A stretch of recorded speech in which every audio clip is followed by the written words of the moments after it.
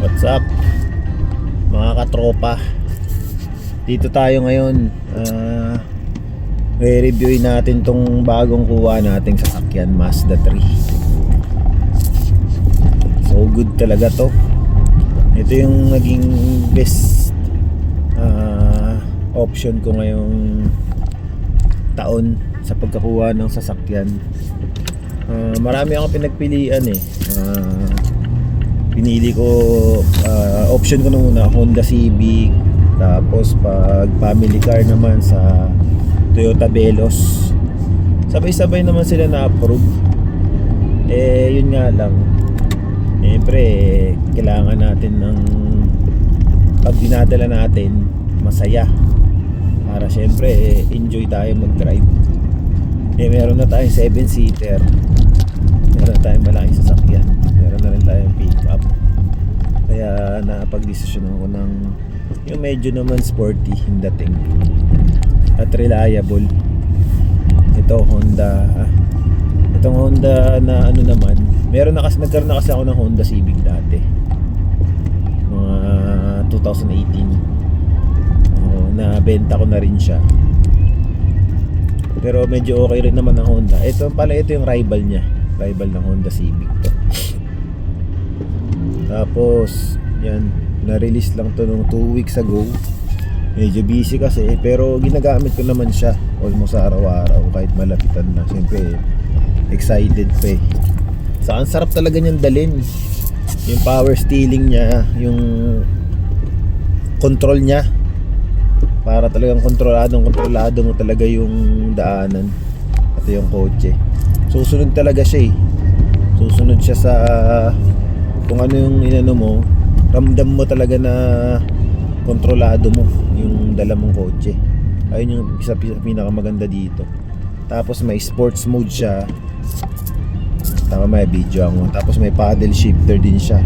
Bali automatic siya, parang dual transmission siya. Meron siyang manual, pwede mo siyang i-shift sa manual, pwede mo rin siyang i-automatic.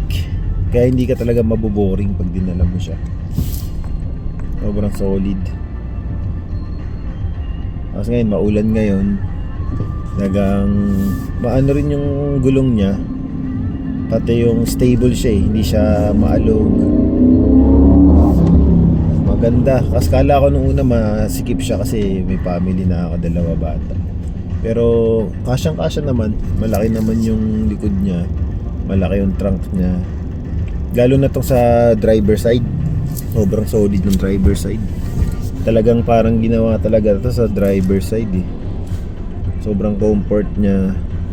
Ayan, mga pinano natin, may leather seat na siya. Baba. Ang ano lang dito, sobrang napakaganda rin, isang napakaganda rin na ano side dito. Tipid siya sa gas. Fuel efficiency siya. Sa takbo ko ngayon, kung titignan ko, nag-a-average siya ng 13 kilometer per liter. So matipid siya.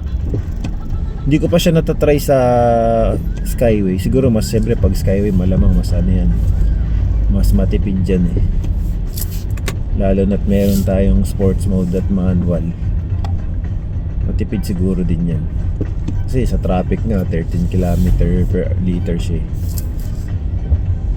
So yun, ito first Mazda car ko talaga to. Nagkaroon na ako ng Toyota, nagkaroon na ako ng Honda Civic, Isuzu. Yan, marami na naman dumaan sa atin. Pero ito, Mazda 3, di ko inaakala na ganito talaga kalaganda siya na dalhin. So mamaya gagawa tayo ng separate video sa mga picture niya, ganyan, sa trunk, video ng trunk niya, yung likod, yung space ng likod.